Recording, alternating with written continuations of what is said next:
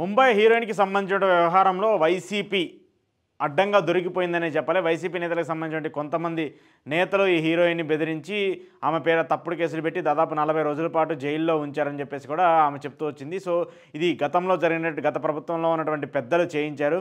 అప్పుడు ఉన్నటువంటి పెద్దల సహకారంతో పోలీసుల్ని చెప్పించి పోలీసులు ఆమె మీద తప్పుడు కేసులు పెట్టి ఆమెను హెరాస్ చేసి హింసించారంటే కూడా ఇప్పుడు బయటకు వచ్చింది. ఈ వార్త ఇప్పుడు బయటకు వచ్చి ఇప్పుడు సంచలనంగా మారింది. అయితే ముంబైకి చెందినటువంటి ఒక హీరోయిన్ కుక్కల విద్యాసాగర్ హింసించారని చెప్పేసి వైసీపీకి సంబంధించిన నేత ఆయన హింసించారని చెప్పేసి ఆమె కేసు ఫైల్ చేయటం, ఇప్పుడు దాన్ని బయటకు వచ్చేసి ఇప్పుడున్నటువంటి ప్రభుత్వం దాన్ని బయటకు తీసుకొచ్చి ఆమె మీద కావాలని చెప్పేసి అప్పుడున్నటువంటి పెద్దలు, పోలీసులు, ఎస్పీలు కొంతమంది కావాలని చెప్పేసి తప్పుడు కేసులు పెట్టేసి ఆమెను ఏడిపించారు, దాదాపు జైల్లో పెట్టి ఆమెని హింసించారనేది కూడా ఒక వార్త బిగుస్తుంది. అయితే ఇప్పుడు ఈ కేసుకు సంబంధించి విచారణ జరపాలని చెప్పేసి ఏపీ ప్రభుత్వం డిసైడ్ అయింది. విచారణ జరిపి దీని వెనక ఎవరెవరు ఉన్నారు, ఎస్పీలు కానివ్వండి, అలాగే అప్పుడు ఉన్నటువంటి కొంతమంది సలహాదారులు ఉన్నారని చెప్పేసి కూడా చెప్తున్నారు. వాళ్ళందరికీ సంబంధించి కూడా ఎవరున్నారనేది కూడా పూర్తి స్థాయిలో వివరాలు సేకరించాలని చెప్పేసి ప్రభుత్వం ఆదేశించింది. అయితే ఈ కేసుకు సంబంధించి వైసీపీకి ఉచ్చు బిగుస్తున్నట్టు అర్థమవుతుంది.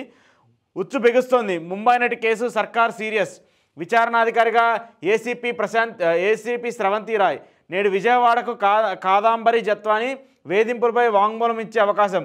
ఒకటినే ఏపీ పోలీసులపై ముంబైలో ఫిర్యాదు. అక్రమ అరెస్టుపై విచారణకు వినతి. తాజాగా బెజవాడ సిపికి ఆన్లైన్లో ఫిర్యాదు. నన్ను బ్లాక్మెయిల్ చేసి బెదిరించారు, నా పొలాన్ని రాయించుకుంది అంటూ కాదంబరి జత్వానీపై వైసీపీ నేత కుక్కల విద్యాసాగర్ రావు ఈ ఏడాది ఫిబ్రవరి 2న ఇబ్రహీంపట్నం పోలీసులు ఫిర్యాదు చేశారు. అందుకు ఆధారంగా ఓ డాక్యుమెంట్ను కూడా సృష్టించారు. అసలు విషయం ఏమిటంటే 2018లో రాసుకున్నట్లుగా ఉన్న డాక్యుమెంట్పై 2020లో ముంబైలోని జుహూర్లో కాదంబరి కొన్న ఫ్లాట్ చిరునామా చూపించారు. అంతేకాదు ఆ డాక్యుమెంట్ పేపర్ను స్టాంప్ వెండర్ నుంచి 2023లో కొన్నట్లు దానిపై స్పష్టంగా ఉంది. ఏపీ పోలీసులు తనపై పెట్టింది తప్పుడు కేసు అనేందుకు ఇంతకంటే నిదర్శనం ఏం కావాలని చెప్పేసి కాదంబరి ప్రశ్నిస్తుంది. అయితే దానికి సంబంధించి కూడా ఆమె అంటే ఇప్పుడు ఏదైతే వైసీపీ నేత ఆరోపిస్తున్నటువంటి అంశం ఏంటంటే ఆమె ఉన్నటువంటి పొలాన్ని అక్రమంగా రాపించుకుంది, దానికి సంబంధించి ఆ పొలాన్ని తనకు తిరిగి ఇవ్వాలని చెప్పేసి కూడా విద్యాసాగర్ రావు ఇబ్రహీంపట్నం పోలీస్ స్టేషన్లో ఫిబ్రవరి 2న ఫిర్యాదు చేశారు. అంటే అప్పుడు వైసీపీ ప్రభుత్వం అధికారంలో ఉంది, వైసీపీకి సంబంధించిన నేతలందరూ ఉన్నారు. సో అదేంటి ఆ ఫిర్యాదు చేసినటువంటి నేపథ్యంలో అప్పుడున్నటువంటి పోలీసులు కానివ్వండి, అప్పుడున్నటువంటి ఎస్పీలు కానివ్వండి, ప్రభుత్వ ఆదేశాల మేరకు ఆమె దగ్గరికి వెళ్ళి మీరు ఎందుకు ఇలా చేశారు, మీరు అక్రమంగా ఎందుకు చేశారని చెప్పేసి ఆమె మీద కేసు నమోదు చేయడము, కేసు నమోదు చేసి ఆమెని అరెస్ట్ చేయడం, అరెస్ట్ చేసిన తర్వాత ఆమెని కొన్ని రోజులు జైల్లో పెట్టడం కూడా జరిగింది. సో ఆ తర్వాత ఆమెకు సంబంధించి లేదు జరిగిన విషయం వేరైనప్పటికీ లేదు వీటన్నిటిని మేము ఉపసంహరించుకుంటాము, ఆయనకి ఎలాంటి సంబంధం లేదు, ఆయన దగ్గర ఉన్నటువంటి ప్రూఫ్లో డాక్యుమెంట్లు అవన్నీ నేను తిరిగి ఇచ్చేస్తానని చెప్పేసి ఆమె చెప్పిందని చెప్పేసి ఆమె చెప్పి ఆ తర్వాత ఆమెకి బెయిల్ ఇచ్చి బయటికి పంపించిన పరిస్థితి కూడా కనిపిస్తుంది. సో ఇప్పుడు ఏమైపోయింది, దీన్ని కాస్త ఇప్పుడు మళ్ళీ పోలీసులు బయటికి తీశారు.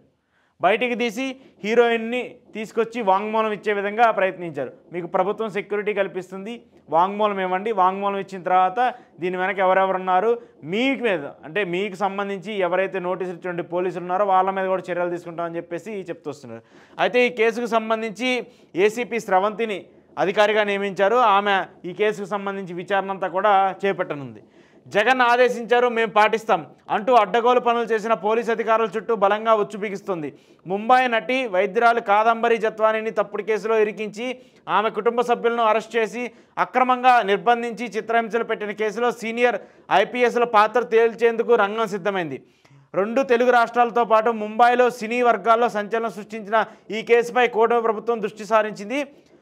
అటు బాధితులు కాదంబరి కూడా అప్పటికి ఏపీ పోలీసులపై ఈ నెల 1వ తేదీనే ఫిర్యాదుకు చేయనుందని చెప్పేసి కూడా చెప్తున్నారు. అంటే ఈ కేసులో ఉన్నటువంటి వాళ్ళందరూ కూడా ప్రభుత్వానికి సంబంధించిన ఐఏఎస్లు, ఐపీఎస్లు, అంటే ప్రభుత్వానికి సంబంధించిన కొంతమంది సలహాదారులు, వాళ్ళల్లో చాలామంది ఎస్పీలు, క్రాంతి రాణా లాంటి వాళ్ళు కానివ్వండి, విశాల గున్ని లాంటి వాళ్ళు కానివ్వండి, వీళ్ళందరూ ప్రభుత్వానికి సంబంధించిన వ్యక్తులు ఈ కేసును డీల్ చేశారని చెప్పేసి చెప్తున్నారు. సో ఇప్పుడు వీళ్ళందరూ సైలెంట్ అయిపోయారు. వీళ్ళందరూ కూడా ఎక్కడా కూడా ఈ కేసు విషయం ఎంత జరుగుతున్నప్పటికీ, మీడియాలో ఎంత చర్చ జరుగుతున్నప్పటికీ కూడా ఎక్కడా కూడా బయటకు వచ్చి మాట్లాడిన పరిస్థితి లేదు, ఎక్కడా కూడా దీని గురించి స్పందిస్తున్న పరిస్థితి లేదు. రావా 3 రోజుల నుంచి డీజీపీ ఆఫీస్కి రాని కాంతి రాణా, డీజీపీ ఆదేశాలు లెక్క చేయని ఐపీఎస్లపై శాఖల పరమైన చర్యలు, నటితో సెటిల్మెంట్ కోసం ఐఏఎస్ పలుమార్లు ముంబైకి వెళ్ళి తనకున్న పరిచయాలతో బెదిరింపులు, జిందాల్పై కేసు వాపస్పై చర్చలు, చివరకు ఆమెపై కూడా ఇక్కడ కేసు నమోదు చేశారంటూ కూడా చెప్తూ వస్తున్నారు. సో వీళ్ళందరికీ సంబంధించి ఈ రానాకి సంబంధించి కానివ్వండి, లేదంటే విశాల్ గున్నికి సంబంధించి కానివ్వండి, మిగతా వాళ్ళు ఎవరైతే ఉన్నారో వాళ్ళందరినీ కూడా శాఖాపరమైన చర్యలు తీసుకుంటామంటే కూడా ఇప్పుడు ప్రభుత్వం చెప్తుంది. అయితే దీని వెనకాల అంతా ఉన్నది సజ్జల రామకృష్ణారెడ్డి నడిపించారని చెప్పేసి ఇంకొక మాట అయితే ప్రచారం జరుగుతుంది. అంటే సజ్జల రామకృష్ణారెడ్డి ప్రేరేపణతోనే, ఆయన చెప్పడంతోనే అధికారులందరూ ఈ కేసును తీసుకున్నారు. ఈ కేసును డీల్ చేసి ఆమె పైన కేసు పెట్టి ముంబై వెళ్ళి వాళ్ళ కుటుంబ సభ్యుల్ని ఆమెని అరెస్ట్ చేసి ఆ తర్వాత ఇక్కడికి తీసుకొచ్చి, అప్పుడు ప్రభుత్వం ఇక్కడ అధికారంలో ఉంది కాబట్టి ఇక్కడ తీసుకొచ్చి ఈ కేసుకు సంబంధించి ఇష్యూని పక్కదారి పట్టించే విధంగా చేశారని చెప్పేసి కూడా చెప్తున్నారు. సో అప్పుడు ఆ తప్పు జరిగింది కాబట్టి ఇప్పుడు కరెక్ట్గా విచారణ చేసి దాని వెనక ఎవరు తప్పు చేసినా వాళ్ళందరినీ కూడా బయట పెడతా అని చెప్పేసి కూడా కూటమి సర్కార్ చెప్తుంది. అయితే జత్వానీ మాత్రం గతంలో ఆమెకి అంటే కుక్కల విద్యాసాగర్కి ఆమెకు ఉన్నటువంటి మధ్య జరిగినటువంటి సంభాషణని, వాళ్ళ దగ్గర ఉన్నటువంటి ప్రూఫ్స్ మొత్తాన్ని కూడా మీడియాకి ఇప్పటికే సమర్పించింది. అలాగే వాటన్నిటిని కూడా పోలీసులకు కూడా ఇస్తానని చెప్పేసి కూడా చెప్తుంది. సో రేపు 1వ తారీఖున ఆవిడ వచ్చి స్టేట్మెంట్ ఇవ్వనుంది పోలీసులకి స్టేట్మెంట్ ఇచ్చిన తర్వాత దీనికి సంబంధించి పూర్తి స్థాయి విచారణ స్టార్ట్ చేస్తారు. విచారణ స్టార్ట్ చేసిన తర్వాత నిందితులు ఎవరు, ఏంటి, దీనికి కారణాలు ఏంటి అనేది కూడా పోలీసులు వెల్లడించనున్నారు.